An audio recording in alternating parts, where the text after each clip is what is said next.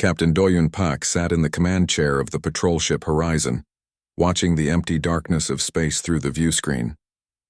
20 years had passed since the war ended, and patrols like this were usually boring. Earth's territory was small now, just a few planets and stations near the home world. The Treaty of Broken Stars had made sure of that. The treaty was harsh. Earth had to destroy most of its military ships.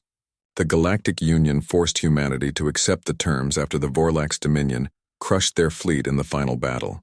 Doyen remembered that day. He was young then, a junior officer watching his commanders die. The worst part was losing the UES Dauntless, Earth's biggest and most powerful warship. The massive carrier went down fighting, taking thousands of crew with it. Or so everyone believed.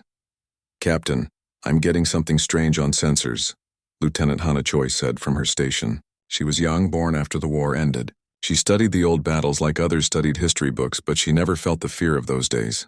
"What kind of strange?" Doyen asked. "A spatial distortion at the edge of our system. It's big, really big." Hana's fingers moved quickly across her controls. "The readings don't make sense. It's like something is pushing through from somewhere else." Doyen felt his stomach tighten. Spatial distortions meant ships arriving through jump drives. But who would come here unannounced? "Can you identify it?" "Not yet." "Wait, I'm getting energy signatures now." Hana went quiet for a moment. Her face changed. "Captain, this can't be right." "What is it, Lieutenant?" "The quantum resonance pattern. It matches something in our database, something that shouldn't exist anymore." She turned to look at him, her eyes wide. "It matches the UES Dauntless." The bridge went silent. Everyone stopped what they were doing. The Dauntless was gone. Everyone knew that. It was destroyed 20 years ago in the final battle against the Vorlax fleet. "That's impossible," Doyen said. But even as he spoke, something in his chest felt tight. He remembered the Dauntless. He remembered watching it burn. "I know, sir, but the signature is perfect. Every ship has a unique quantum pattern. This one matches the Dauntless exactly. Show me the visual as soon as it clears the distortion." They waited. The seconds felt like hours. Then the distortion collapsed and something emerged from it. The view screen showed a ship, and Doyen felt like someone had punched him in the gut. It was the Dauntless. The massive carrier filled the screen, but it looked wrong. The hull was covered in scars and burns. Entire sections were dark. Parts of the armor were missing. But it was alive. Running lights blinked along its length and its engines glowed with power. "Confirmed identity," Hana said quietly. "It's really the Dauntless." She came home. "Get me a damage assessment. Check for life signs. And send a priority alert to Earth Command immediately." Doyen stood up from his chair. His hands were shaking. "Try to hail them." The communications officer worked for a minute before shaking his head. "No response, Captain." "Wait, I'm getting something now. It's an automated beacon. Very weak. Put it through." Static filled the bridge, then a voice came through. It was rough and tired, but clear. "This is Admiral Nari Song of the UES Dauntless to any Earth vessel. We have returned. We require immediate assistance. We carry vital information for Earth Command and the Galactic Union Council. This is not a drill. The Dauntless is home." The bridge exploded in noise. Everyone started talking at once. Doyen held up his hand for silence. Admiral Song was alive. The whole bridge crew knew that name. She was a legend. The executive officer of the Dauntless, believed dead for 20 years. "Lieutenant, scan for life signs on that ship." Hana worked quietly for a moment. "I'm reading 47 human life signs. Maybe more in shielded areas." "Captain, that ship was built for a crew of 4,000. 47 survivors out of 4,000. 20 years lost somewhere in space." Doyen couldn't imagine what they went through. "Set course to intercept. Full speed, and get me a direct channel to Earth Command now." The next few hours passed in a blur. The horizon moved closer to the Dauntless. Earth's defense fleet scrambled from their stations. News spread across the planet faster than wildfire. The ship that everyone thought was lost had returned. Ambassador Jinwoo Kang was in the Galactic Union Council chambers when he got the message. He was in the middle of a boring debate about trade routes when his assistant rushed in and whispered in his ear. Jinwoo actually dropped his datapad. "The Dauntless is back?" he said out loud. The entire chamber went silent. Representatives from 24 alien races turned to stare at him. The Vorlax ambassador rose from his seat. He was tall and covered in blue scales, his face impossible to read. "That is impossible. The Dauntless was destroyed. The treaty specifically forbids Earth from possessing such military capability. I don't know what's happening yet, Jinwoo said carefully. I just received word that a ship matching the Dauntless has appeared in Earth's system. Then it must be surrendered immediately, the Vorlax ambassador said. His voice was cold. The treaty is clear. Jinwoo wanted to argue, but he knew the ambassador was right about the treaty. Earth had agreed to limited military forces. A mega-carrier like the Dauntless was far beyond those limits. He excused himself and rushed from the chamber. He needed to talk to Earth Command right away. On the horizon, Doyen watched as his ship pulled alongside the massive carrier. Up close, the damage was even worse. He could see inside the ship through some of the breaches in the hull. Entire decks were exposed to space. Captain, I'm receiving a hail from the Dauntless. It's Admiral Song. She wants to speak with you directly. Put her through, the view screen changed. Admiral Song appeared, and Doyen almost didn't recognize her. She looked old. Her hair was white now, and her face was thin and tired. But her eyes were sharp and hard.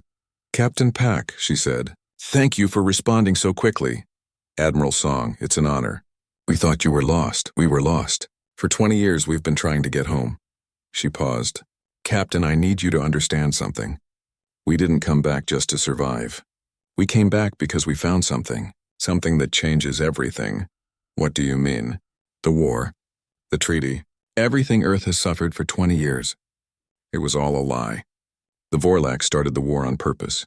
They attacked our colonies and made it look like we were the aggressors. We have proof, Doyen felt cold. Proof? What kind of proof? Communications intercepts. Financial records. Confessions from Vorlax agents we captured. It's all in our data core. Captain, the Vorlax manipulated the Galactic Union into crushing humanity. They wanted us weak and broken.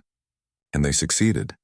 Admiral, if what you're saying is true, then the treaty is worthless. It was built on lies. Admiral Song leaned forward. But the Vorlax know we have this proof. They're going to come for us. They'll claim we're violating the treaty. They'll try to destroy the Dauntless and everyone on it before we can present our evidence to the Union Council. Then we need to move fast. Get your data to Earth Command. Let the diplomats handle it. It's not that simple. The data core is encrypted with quantum locks. It was damaged during our journey. We need time to extract it safely or we'll lose everything. Time we might not have. As if in response to her words, alarms started sounding on the horizon's bridge. Hana looked up from her station, her face pale. Captain, I'm detecting multiple jump signatures. Ships entering our system. She paused. 20 vessels. Configuration matches Vorlax warships. They're already forming a blockade pattern around Earth. Admiral Song's face didn't change, but Doyen saw something in her eyes. She had expected this. It's starting, she said quietly. Captain, Earth's redemption begins now. But first, we're going to have to fight for it. The Vorlax warships spread out across Earth's system like predators surrounding wounded prey. Their blue hulls reflected the distant sun as they took up positions between Earth and the damaged Dauntless. Captain Doyen watched them on his sensors and felt a familiar fear settle in his chest. He had seen fleets like this before during the war. Back then, humanity lost. Get me a channel to Earth Command, Doyen ordered. His voice stayed calm, but inside he was calculating. 20 Vorlax warships against Earth's entire defense fleet. The numbers were not good. Earth Command responded quickly. The face of Admiral Minseo Park appeared on screen. She looked worried. Captain Pak, we see them. The Vorlax ambassador just sent us a formal message. They're calling this a treaty enforcement action. Admiral, they're not here to enforce anything. They're here to destroy the Dauntless before we can extract the data proving they started the war. I know. Admiral Song already briefed us on what she found. Minseo paused. The problem is the treaty. Legally, the Vorlax are right. We're not allowed to have a mega-carrier. The Galactic Union Council is demanding we surrender the Dauntless immediately. And if we don't, then the Vorlax have permission to use force. We have 48 hours before the deadline. Minseo looked tired. Captain, even if we wanted to fight, we only have 8 frigates. The Dauntless is barely functional. We can't win this. Then what do we do? Bring Admiral Song down to Earth. We need to hear everything she knows, and pray we can find a diplomatic solution before those 48 hours run out. Doyen organized a boarding team and took a shuttle across to the Dauntless. As his shuttle approached the massive carrier, he could see the damage even more clearly. Whole sections of the ship were missing. Scorch marks covered the hull from some ancient battle. It was amazing the ship could still move at all. The shuttle docked in one of the remaining functional bays. When the airlock opened, Doyen stepped into a ship that felt like a ghost. The lights were dim, the air was cold. His footsteps echoed in empty corridors that once held hundreds of crew.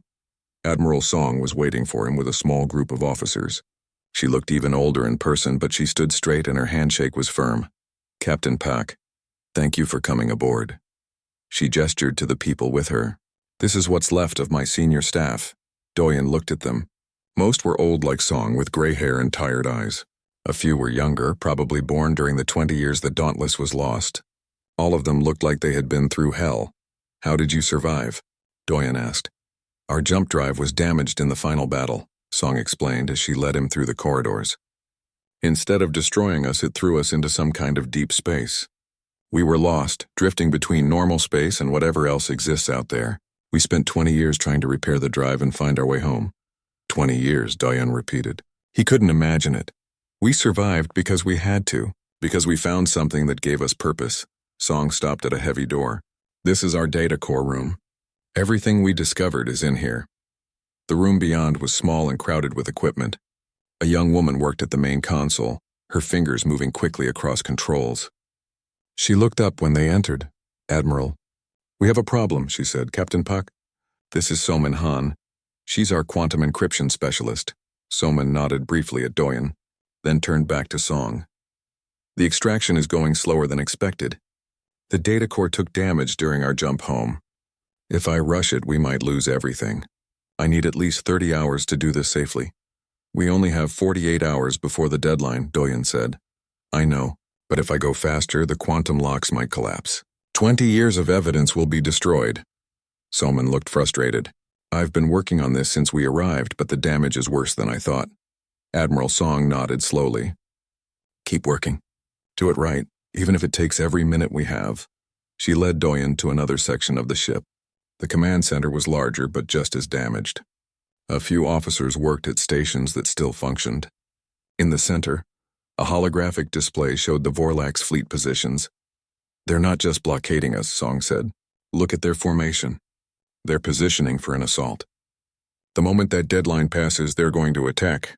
Can the Dauntless fight? No, our main weapons are offline. We have point defense systems and our fighter bays still work, but against 20 warships?" Song shook her head. "We'd last maybe 10 minutes, Doyen studied the display. An idea started forming in his mind. "What about Earth's defense fleet? 8 frigates against 20 Vorlax warships? Those aren't good odds, Captain." "No, but we don't need to win.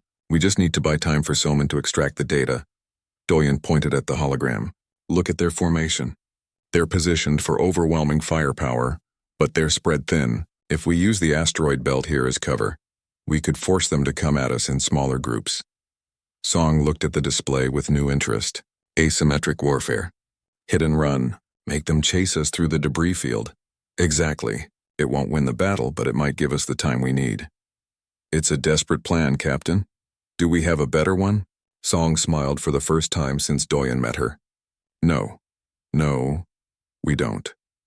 Meanwhile, on the Galactic Union Council station, Ambassador Jinwoo Kang was fighting a different kind of battle. The council chamber was full of angry voices. Representatives from dozens of alien races argued about Earth and the Dauntless. The Vorlax ambassador stood at the center, his voice loud and certain. "The law is clear. The Treaty of Broken Stars forbids Earth from possessing such weapons. They must surrender the vessel immediately or face the consequences." "The treaty was signed 20 years ago," Jinwoo argued. "The Dauntless was never surrendered because everyone believed it was destroyed. This is a unique situation. The situation doesn't matter. The law matters." The Vorlax ambassador turned to face the council leader. "Earth has had sufficient time to comply. If they refuse, the Dominion requests permission to enforce the treaty terms." The council leader was an old being from the Pelter species. He looked tired. "Ambassador Kang, does Earth intend to surrender the vessel?" Jinwoo took a breath. "The Dauntless carries important evidence. We request time to present this evidence before making any decisions about the ship." "What evidence?"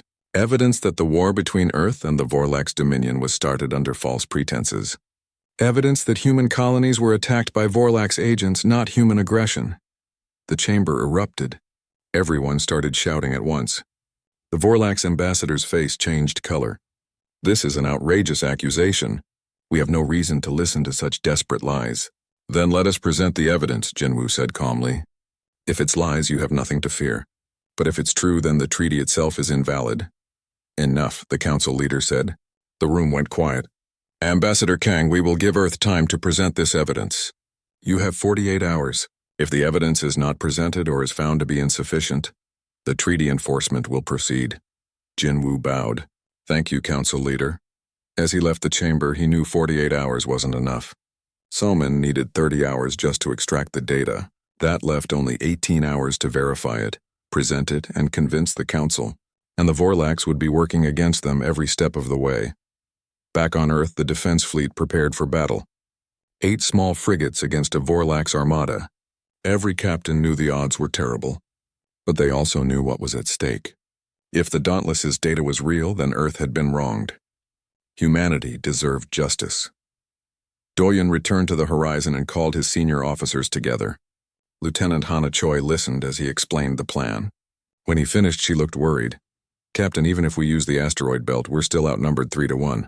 I know, but we're not trying to win. We're trying to survive long enough for the truth to come out.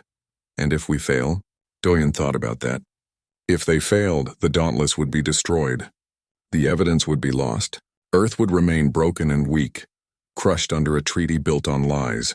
Future generations would never know that humanity had been innocent. Then we make sure we don't fail, he said simply. The hours ticked away. The Vorlax fleet held its position, waiting. On the Dauntless, Soman worked frantically to extract the data. On Earth, people watched the sky and wondered if war was coming again. And in the council chambers, Ambassador Jinwoo tried desperately to find allies. He sent messages to every race that had ever suffered under Vorlax aggression. Most didn't respond. A few sent words of sympathy, but no promises of help. Then, with 30 hours left until the deadline, he received a secret message. It was from representatives of 3 Union races, the Theralin Collective, the Arachi Hive, and the Nomesh Republic. All 3 had their own problems with the Vorlax. The message was simple. We cannot help you openly, but we believe you. If you can prove what you claim, you will have allies. Don't lose hope, it wasn't much, but it was something. Jinwoo allowed himself a small moment of hope before returning to work. They had a day and a half to save Earth. The clock was running. 36 hours until the deadline. Captain Doyen stood in the command center of Earth's orbital defense station, looking at the tactical display. The 8 frigates of Earth's defense fleet were positioned near the asteroid belt, ready to execute their desperate plan. The Vorlax fleet waited like patient hunters, their weapons charged and ready. Status report, Doyen said. He had been given tactical command of Earth's defense forces. It felt wrong. He was just a patrol ship captain. But Admiral Song couldn't leave the Dauntless, and someone needed to coordinate the defense. Lieutenant Hana stood next to him. She had transferred from the horizon to help with tactical planning. All frigates are in position. The Dauntless reports minimal combat capability. Fighter bays are operational, but they only have 30 fighters left. 30 fighters against 20 warships, Doyen muttered. Have our pilots ever trained for this kind of fight? Most of them are too young to remember the war. But their commander has experience. Hana brought up a profile on her console. Pilot Commander Taejin Woo. He flew in the final battles before the treaty. One of the best we have. Doyen studied the man's record. Taejin had over 100 combat missions during the war. He survived battles that killed most of his squadron. If anyone could lead outnumbered pilots against impossible odds, it was him. On the Dauntless, Taejin gathered his pilots in the briefing room. Most of them looked nervous. They were young and had never seen real combat. A few older pilots sat quietly, remembering the last war. Taejin kept his face calm even though he knew what they were facing. Listen up, he said. The Vorlax fleet will attack in less than 2 days. Our job is to slow them down. We use the asteroid field for cover. We hit fast and disappear. We don't try to win dogfights. We survive and we buy time. Questions? A young pilot raised her hand. Commander, can we really hold off that many ships? No, Taejin said honestly. We can't hold them off. But we can hurt them. We can make them pay for every meter of space they take. And that might be enough. Back on Earth, Ambassador Jinwoo received an emergency call from the Galactic Union Council. He answered it, expecting more demands. Instead, the council leader looked troubled. Ambassador Kang, we have a problem. The Vorlax have requested permission to jam all communications from your system. They claim it's necessary for treaty enforcement operations. Jinwoo felt his blood run cold. If they jam our communications, the galaxy won't know what really happens here. They could destroy us and claim we fired first. We are aware of the implications. That's why I'm informing you now, before the council votes on their request. You have 12 hours before the vote. 12 hours to do what? To give us a reason to deny their request. Show us something, Ambassador. Show us that Earth's claims have merit. The call ended. Jinwoo immediately contacted the Dauntless. Soman answered, looking exhausted. How much longer? Jinwoo asked. 18 hours minimum. Maybe 20 if we hit more damaged sections. We might not have that long. The Vorlax are trying to cut our communications. We need something now. Anything that proves your data is real. Soman thought for a moment. I can extract a small sample. One communication intercept. It won't be the full evidence, but it would prove we have something real. How long? Give me 2 hours. You have one. Soman worked faster than she had ever worked in her life. Her fingers flew across the controls as she carefully isolated one piece of data from the damaged core. Just one intercepted message between Vorlax agents, planning an attack on a human colony. It was from before the war started. Proof that the Vorlax struck first. She extracted it with 45 minutes to spare and sent it to Jinwoo. He immediately forwarded it to the council leader with a simple message. This is real. The full evidence requires more time. Don't let them silence us. The council met an emergency session. Jinwoo watched the proceedings from his office on Earth. The intercepted message was played for all the representatives. The Vorlax ambassador stood up immediately. This could be fabricated. Anyone can fake a communication intercept. Then you won't mind if we verify it, the council leader said. Our technical experts will analyze this message. Until they confirm or deny its authenticity, the communication jamming request is denied. It was a small victory, but it meant the galaxy would be watching when the deadline expired. The Vorlax couldn't hide what they were about to do. Jinwoo allowed himself a moment of relief before the next crisis hit. A junior communications officer on Earth, a woman named Yuna Bay, was monitoring Vorlax fleet transmissions when she noticed something strange. The signals were changing. She ran the analysis 3 times to be sure, then rushed to find her commander. Sir, the Vorlax are preparing something. Their fleet communications just shifted to a combat pattern. They're not waiting for the deadline. The news spread quickly. Within minutes, alarms sounded across Earth's defense forces. The Vorlax fleet began moving forward. Doyen watched on the tactical display as the enemy ships broke formation and accelerated toward Earth. They're attacking early, Hana said. They know we caught them lying. They're trying to destroy the evidence before we can present it. All ships battle stations, Doyen ordered. Execute defensive plan Alpha. Get those frigates into the asteroid belt now. The 8 Earth frigates moved quickly, diving into the dense field of rocks and ice. The asteroids were dangerous, but they also provided cover from the Vorlax's superior sensors and weapons. It was like hiding in a forest while enemies searched for you. The Vorlax fleet split into groups. 16 warships came forward while 4 stayed back to guard their flanks. They moved into the asteroid field carefully, aware of the danger. This was the kind of environment where small ships had an advantage. First group entering weapons range, Hana reported.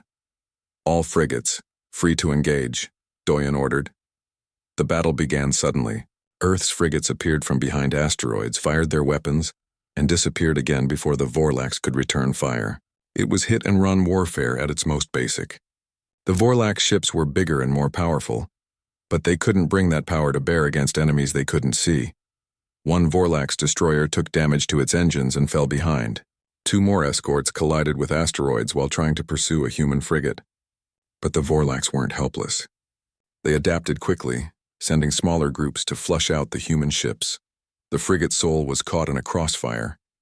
Its captain tried to escape, but Vorlax plasma weapons tore through the ship's shields. The frigate exploded, taking all hands with it. Doyen watched it happen on his display and felt sick. 40 people died in seconds. Dauntless launch fighters, he ordered. On the carrier, Taejin climbed into his fighter. Around him, 29 other pilots did the same. They launched into space and immediately split into small groups, using the asteroids for cover just like the frigates. The fighters were old but fast. They darted between rocks, striking at Vorlak ships and vanishing before retaliation could come. Taejin led a group of 6 fighters against a Vorlak's cruiser. They fired missiles from 3 different angles, overwhelming the cruiser's defenses. Explosions bloomed along the enemy ship's hull. But the Vorlaks weren't giving up. They launched their own fighters, smaller craft designed for space combat. Suddenly, the battle became more complex. Dogfights broke out across the asteroid field. Human pilots used their knowledge of the terrain while Vorlak's pilots relied on superior numbers. Taejin shot down 2 enemy fighters before his wingman took a hit. He watched the fighter spin away, its pilot probably dead. There was no time to mourn. 3 more Vorlak's fighters were coming at him. He dove behind an asteroid and came up shooting. The battle raged for hours. Earth lost the frigate Busan when a Vorlak's battlecruiser cornered it in open space. But the Vorlaks paid for their victories. 3 of their destroyers were disabled or destroyed. Their cruiser formation broke apart as human fighters harassed them constantly. On the Dauntless, Somin worked through the battle. Explosions shook the ship as Vorlak's weapons tested its shields. She ignored it all, focused only on the data core. Every minute of fighting was another minute she had to work. She couldn't waste it. Admiral Song watched the battle from the Dauntless's bridge. Her ship couldn't fight, but she could coordinate. She fed tactical information to Doyen, helping him position the frigates for maximum effect. "Captain, the Vorlaks are pulling back," Hana reported suddenly. Doyen looked at the display. It was true.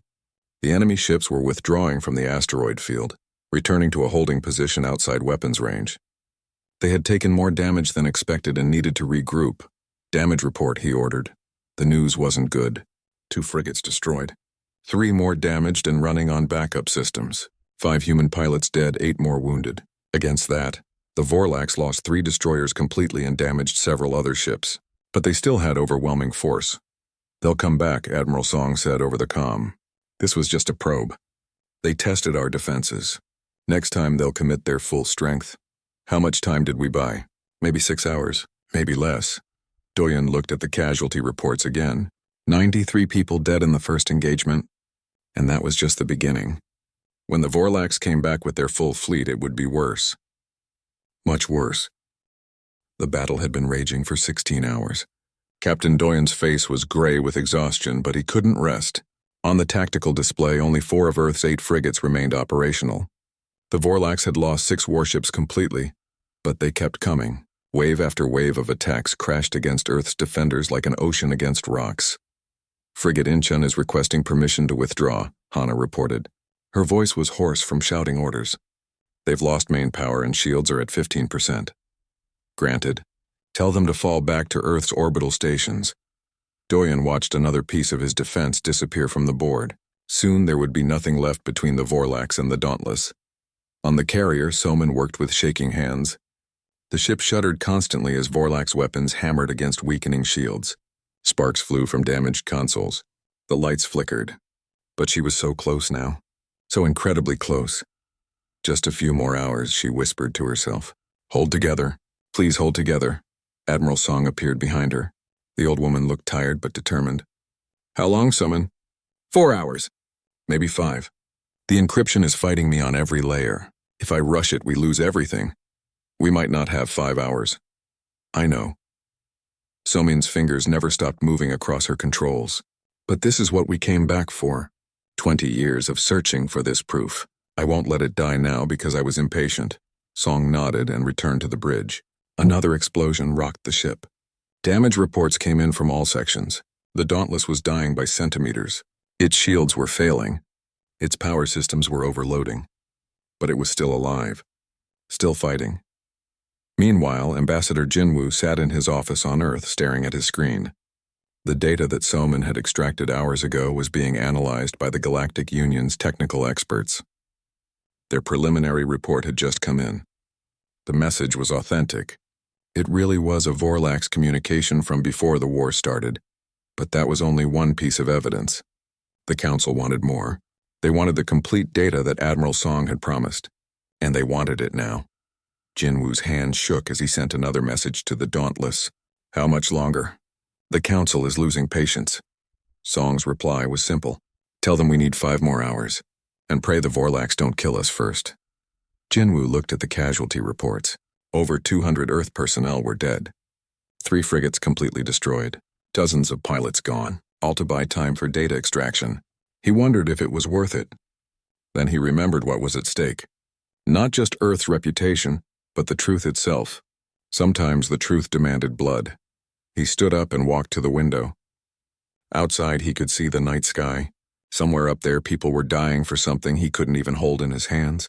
Just data, just proof. But that proof would change everything. His assistant rushed in. "Ambassador, we're getting reports from across the Union.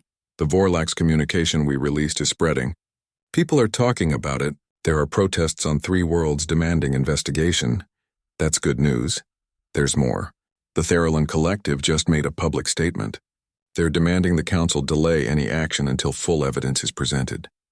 Jinwoo felt a spark of hope. The Theralin were one of the 3 races that had sent him the secret message. They were starting to show support publicly. It wasn't much, but it was something. Then his console beeped with an urgent message. It was from the Dauntless, but not from Admiral Song. It was from Soman, and it was marked with the highest priority. "Ambassador, I've done it. The data is extracted, all of it. Everything we found in 20 years. It's ready." Jinwoo's heart leaped. "Can you send it?" "Yes, but you need to understand what you're about to receive.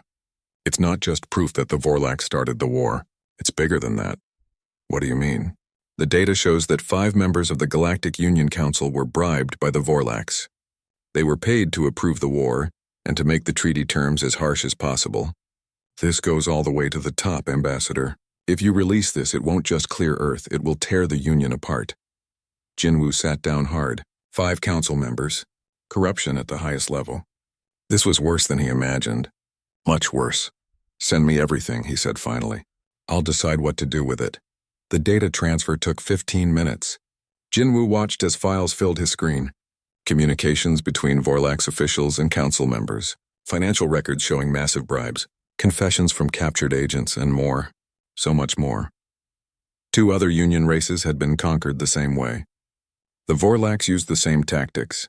Stage attacks, blame the victims, get council approval for punishment, crush the targets with overwhelming force.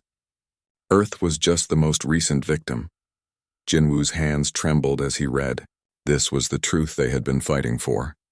But it was terrible. If he released this data, the Galactic Union would collapse. Trust between member races would shatter. There might be civil war, but if he held it back, Earth would remain branded as the aggressor. The treaty would stand. Humanity would stay broken and weak. And the Vorlax would get away with everything they did. His assistant spoke quietly. "What will you do?" Jinwoo took a deep breath. He thought about the people dying in space right now, buying time with their lives. They didn't die for a half-truth or a comfortable lie. They died for all of it. "Release everything," he said. "Send it to every Union world simultaneously. Every news service. Every government. Everything we have. Sir, this will cause chaos. I know. But it's the truth. And the truth is what we've been fighting for." He pressed the button. Across the galaxy, data streams began transmitting. Within seconds, every major government in the Union had access to the complete evidence. Within minutes, it was public knowledge. The effect was immediate and devastating. The Galactic Union Council chambers erupted in chaos. 3 council members resigned immediately rather than face investigation. 2 others denied everything and demanded proof of the bribes. But the proof was there, in their own words, in their own financial records. Protests broke out on dozens of worlds. Species that had been conquered by the Vorlax realized they were victims too. The Theralin Collective made a formal accusation of war crimes. The Iraqi Hive demanded reparations. The Nomesh Republic called for the Vorlax Dominion to be expelled from the Union. But in Earth's system, the Vorlax fleet didn't care about any of that. Their mission hadn't changed. Destroy the Dauntless. Eliminate the witnesses. The evidence was out, but they could still silence the people who found it. "All ships advance," the Vorlax fleet commander ordered. "No survivors. Destroy everything." 20 Vorlax warships surged forward. They had been holding back, trying to minimize their losses. Now they committed everything. This was no longer a blockade or an enforcement action. This was extermination. "Here they come," Hana said quietly. "All of them." Doyen looked at his remaining forces. 4 damaged frigates, 15 fighters, the Dauntless with no weapons, against 20 full-strength warships. There was no clever tactic that could win this. No brilliant strategy. They were simply going to die. All ships, this is Captain Doyen. You've all seen the news by now. The galaxy knows the truth. We did what we came here to do, he paused. Now we make our last stand. We hold them as long as we can. For Earth, for the truth. For everyone who died to get us here. The responses came back quickly. Every captain agreed. Every pilot confirmed. They knew this was the end. But they would face it standing up. Admiral Song's voice came over the comm from the Dauntless. Captain Pak, it's been an honor serving with you. The honor was mine, Admiral. The Vorlax fleet was almost in weapons range. Their ships spread out in a perfect attack formation. There would be no escape this time. No clever tactics, just raw, overwhelming force. Doyen watched them approach. He thought about everything that brought them to this moment. A lost ship returning home, evidence of a conspiracy, a desperate battle against impossible odds, and now the end. Then Lieutenant Hanna gasped, Captain, I'm detecting jump signatures. Multiple signatures. Big ones. The Vorlax reserves. No, sir, these are different. They're coming from behind the Vorlax fleet. She looked up, her eyes wide. Captain, they're Union warships. 28 of them. Theralin, Arachi, Nomesh, they're jumping in between us and the Vorlax. Doyen couldn't believe it. He stared at the tactical display as ship after ship appeared. Massive cruisers and battleships flying the flags of 3 Union races. They formed a wall between Earth and the attacking Vorlax fleet. A communication came through. It was from a Theralin fleet commander, her alien features somehow conveying both anger and determination. Vorlax fleet, this is Strike Admiral Voss of the Theralin Collective. You are ordered to stand down immediately. The Galactic Union Council has declared emergency session. No military action is authorized in this system. Withdraw now or face the consequences. The Vorlax fleet stopped advancing. Their commander was clearly trying to decide what to do. He was outnumbered now. If he attacked, his entire fleet might be destroyed, but he had his orders. And the Vorlax never backed down. We do not recognize this intervention, the Vorlax commander replied. Our mission continues. Then you choose war, Admiral Voss said simply. So be it. The arrival of the Allied fleets changed everything. The Vorlax were gone, but Earth's system was now filled with Union warships. Theralin cruisers took up defensive positions around the damaged Dauntless. Iraqi escort vessels helped guide Earth's wounded frigates to repair stations. Nomesh supply ships brought medical teams and equipment. Captain Doyen stood on the bridge of the horizon and watched it all happen. It felt like a dream. Hours ago, they were fighting for their lives. Now they were being rescued by races they barely knew. It was strange and wonderful and terrifying all at once. Captain, the Theralin Admiral is requesting to speak with you, Hanna said. The view screen activated. Strike Admiral Voss appeared. She was tall and covered in silver scales, with eyes that looked ancient and wise. When she spoke, her voice was formal but kind. Captain Pak, on behalf of the Theralin Collective, I apologize for arriving so late. We came as quickly as our governments would allow. You saved our lives, Admiral. No apology is needed. Your people fought well. Against such odds, you should have been destroyed in minutes. Instead, you held for nearly a full day. That takes courage and skill. Doyen felt embarrassed. We just did what we had to do. No, you did what was right. That's different, Voss paused. The Galactic Union Council is in chaos. 5 members are under investigation. The Vorlax Dominion is facing calls for expulsion. Everything is changing because of what you found. What happens now? Now? Now we figure out how to rebuild. The Union as we knew it is gone. Something new must take its place. She smiled slightly. Your ambassador has many ideas about that. He's been talking for hours. On the Galactic Union Council station, Ambassador Jinwoo was indeed talking. He stood in the council chambers, surrounded by representatives from dozens of worlds. Some looked angry. Some looked shocked. Many looked scared. The council leader tried to maintain order, but his authority was shattered. How could anyone trust a council that had been corrupted? How could the Union function when its leaders were criminals? We need a complete investigation, Jinwoo said firmly. Not just of the 5 council members who took bribes. We need to examine every decision made in the last 30 years. Every treaty. Every authorization for military force. We need to know how deep this corruption goes. That could take years, someone objected. Then it takes years. The alternative is living with lies. A representative from a small world stood up. Ambassador Kang is right. My people suffered under a treaty we thought was fair. Now we learn it was bought with bribes. How many others are in the same position? How many victims are there? More voices joined in.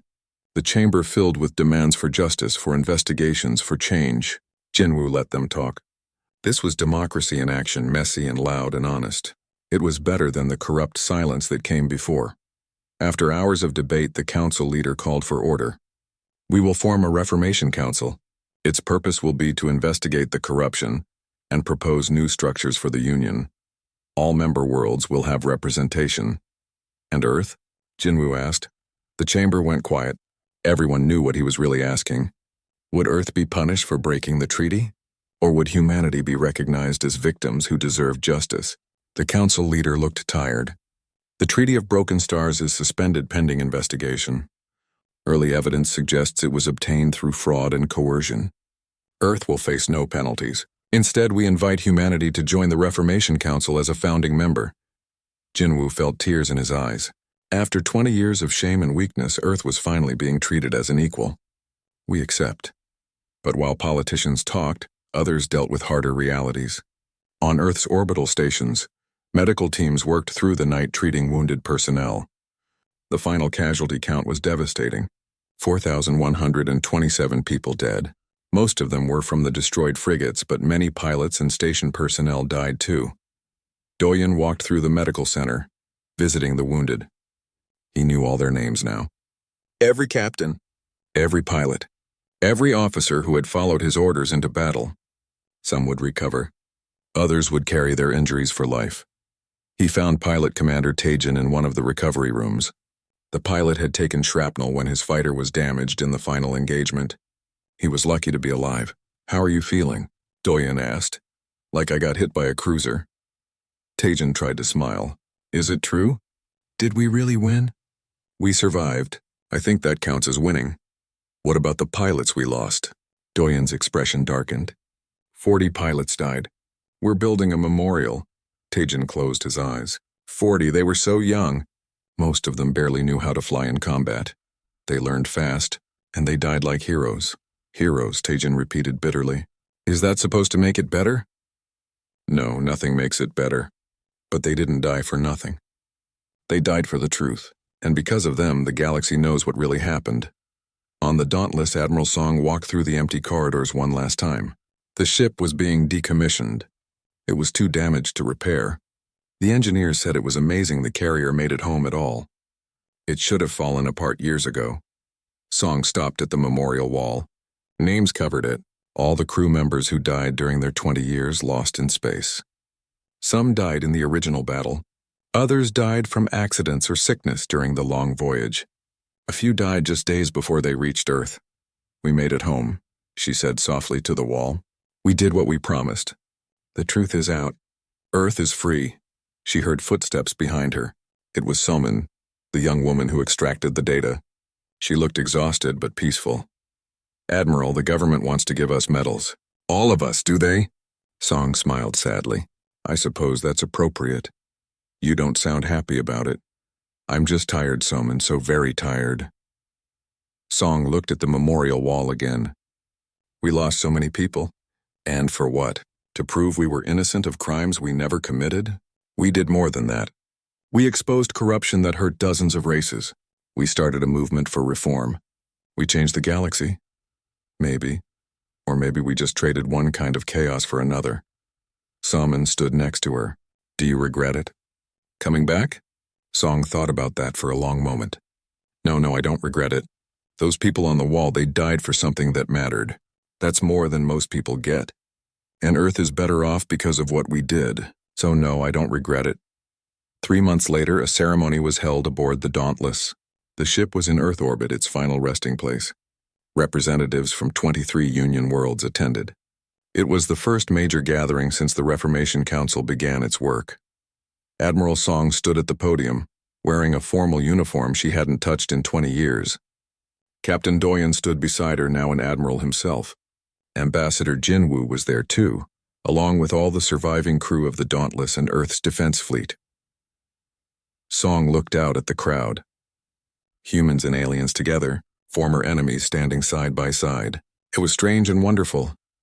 20 years ago, this ship left Earth on a mission we thought would be simple. She began. We were wrong. We ended up lost, drifting in space, trying to find our way home. Many of us died during that journey. But those of us who survived, we kept going. Not because we were brave or special. We kept going because we found something worth fighting for. The truth, she paused. The truth is a strange thing. It doesn't care about politics or power. It doesn't care who wants to hide it. The truth just exists, waiting to be found. And once you find it, you have a choice. You can bury it again and pretend you never knew. Or you can fight to share it no matter what it costs. We chose to fight, and it cost us everything. Our ship is dying. Our crew is scattered. Thousands of people died to buy us time. But we don't regret it, because the truth we brought home freed Earth. It exposed corruption. It gave hope to races that thought they were alone. That's worth any price. The crowd was silent. Song looked at the memorial wall visible through the window behind her. The Treaty of Broken Stars is gone. A new treaty is being written. One based on honesty and mutual respect. They're calling it the Accord of Free Worlds. Earth will be one of its founding members. So will Theralin, Araki, Nomesh, and many others. Together we're building something better than what came before. But we can't forget what it took to get here. We can't forget the people who died. The pilots who flew into impossible fights.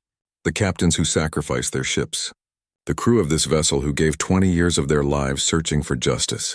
She gestured to the space outside the window. Look out there. That's where Earth's new defense fleet is being built. Ships designed not for conquest but for protection. Ships that will make sure what happened to us never happens to anyone else. And those ships will carry names. Names of the people who died for truth. Song pointed to 3 ships visible in the distance. The frigate Soul's Pride, Buzan's Courage, and Dauntless's Legacy. The first of many. Each one a reminder of what we paid. Each one a promise that we'll never forget. The ceremony continued for another hour. Medals were given. Speeches were made. But Song was done talking. She stood with her surviving crew and watched the new ships being built. They looked strong and fast and ready for whatever came next. Later, as the ceremony ended and people began to leave, Doyen approached her. What will you do now, Admiral? Retire, I think.